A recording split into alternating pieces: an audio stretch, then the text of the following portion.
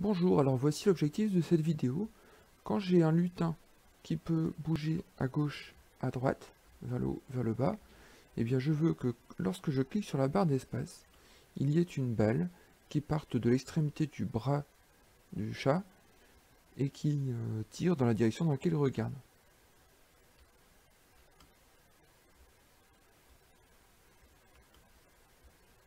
Alors j'ai ici préparé le travail en codant le chat pour qu'il se déplace vers la gauche, vers la droite, vers le haut, vers le bas.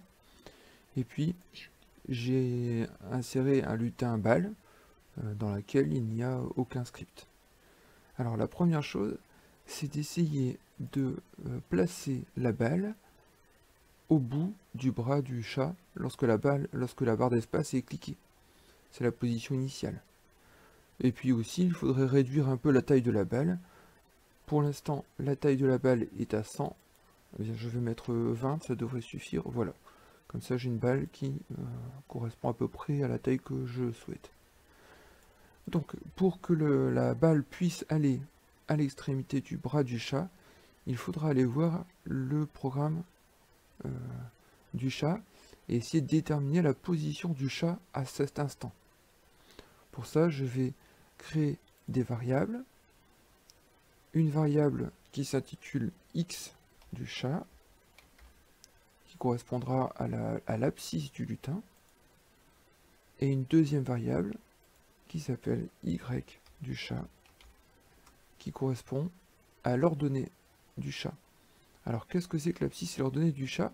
L'abscisse, comme on l'a vu, c'est la position sur l'axe horizontal, de 0 à 240 vers la droite, de 0 à moins 240 vers la gauche, et l'ordonnée, c'est la position sur l'axe vertical.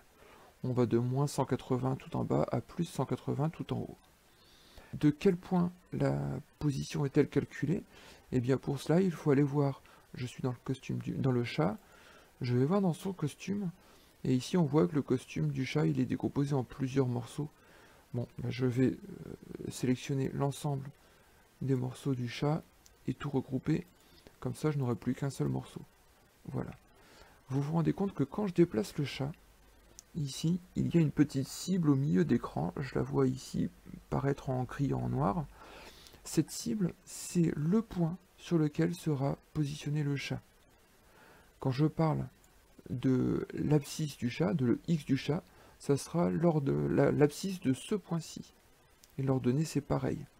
Alors je peux, vous voyez, déplacer tout le chat pour que le point de référence se situe ailleurs.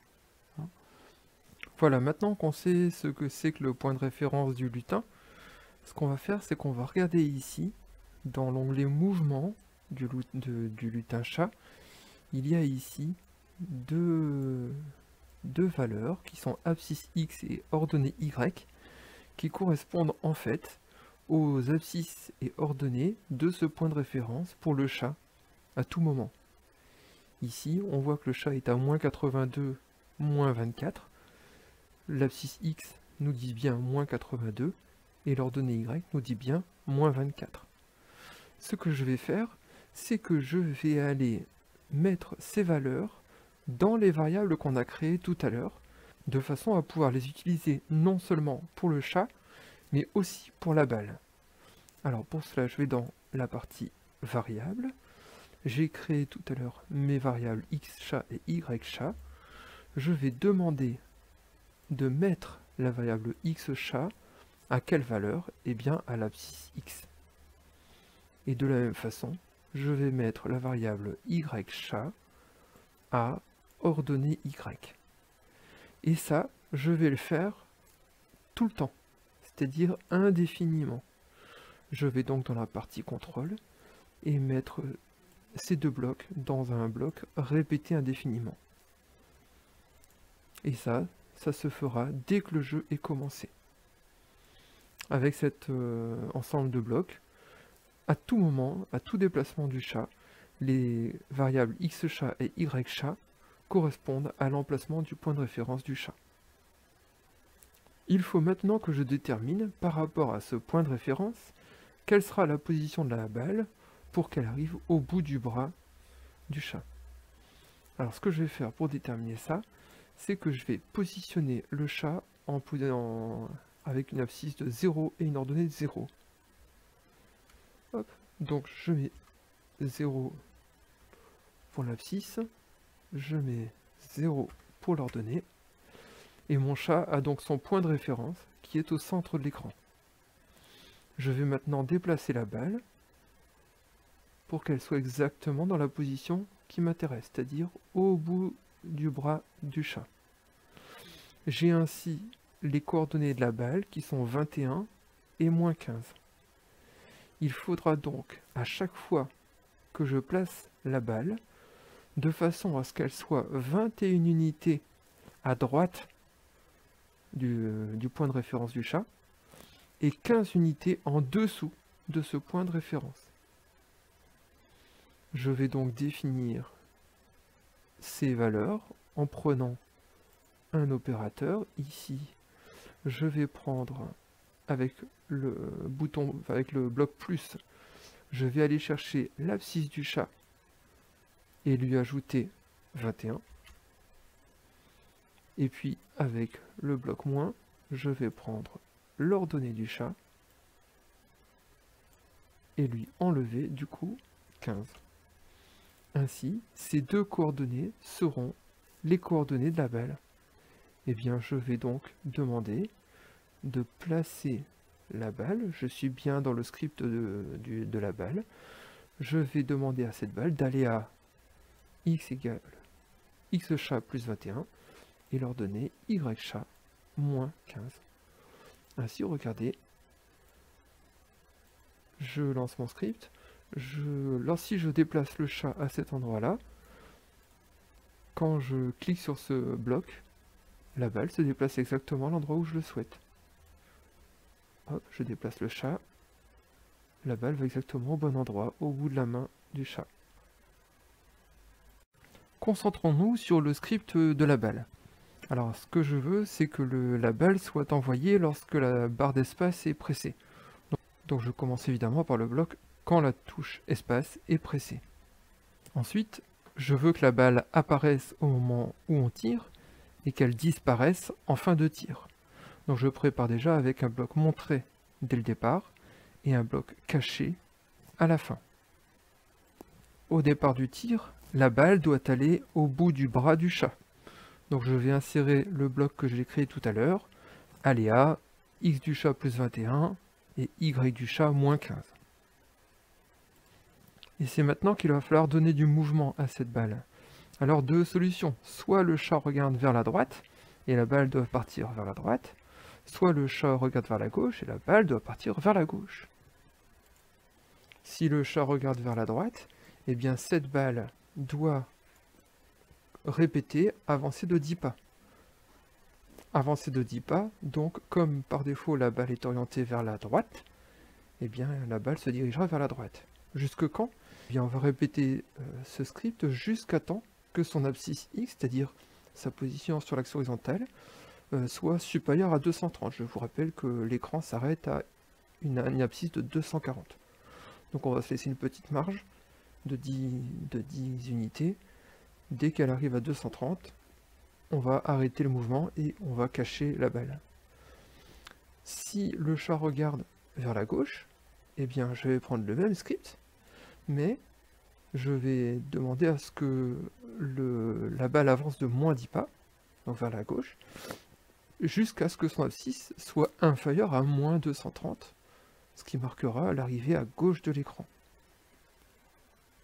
Ces deux actions vont dépendre de la direction dans laquelle regarde le chat. J'ai donc créé dans mes variables une nouvelle variable qui s'appelle direction chat que j'ai été remplir avec la direction du chat à tout moment. Comme on avait défini x chat, y chat, j'ai défini direction chat qui a pour valeur la direction du chat à n'importe quel moment. Ici, je vais donc pouvoir utiliser cette information, tester si le chat regarde vers la gauche ou vers la droite. Ici, si le chat regarde vers la gauche, c'est que la direction chat est égale à moins 90. Je peux donc, à ce moment-là, demander de tirer vers la gauche. Si la direction chat n'est pas moins 90, eh bien c'est que le chat dirige soit vers le haut, soit vers la droite, soit vers le bas. Et à ce moment-là, le dessin du chat est bien orienté vers la droite. Je vais donc tirer la balle vers la droite. Il ne me reste plus qu'à cacher la balle à partir du moment où elle arrive soit tout à gauche de l'écran, soit tout à droite de l'écran. Testons notre script.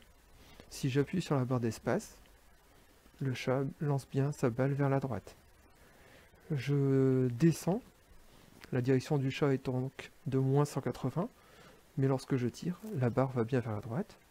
Si je monte, la direction est égale à 0, le chat tire bien vers la droite. Et si je vais vers la gauche, la direction est à moins 90, et la balle va bien vers la gauche.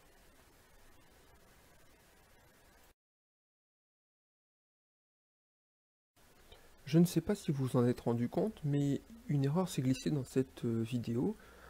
En fait, ici, quand le chat tire vers la droite, il n'y a pas de problème, hein, ça fonctionne. Mais lorsqu'il tire vers la gauche, eh bien on a l'impression que ça fonctionne, mais il se passe quelque chose d'anormal. C'est que la balle part quand même de ce point-là, même si le chat est dans l'autre sens. La balle part quand même d'ici, c'est-à-dire en fait du coude du chat, lorsqu'il regarde vers la gauche. Pourquoi? Parce que on a mis aller à x chat plus 21 et y chat moins 15 dans tous les cas.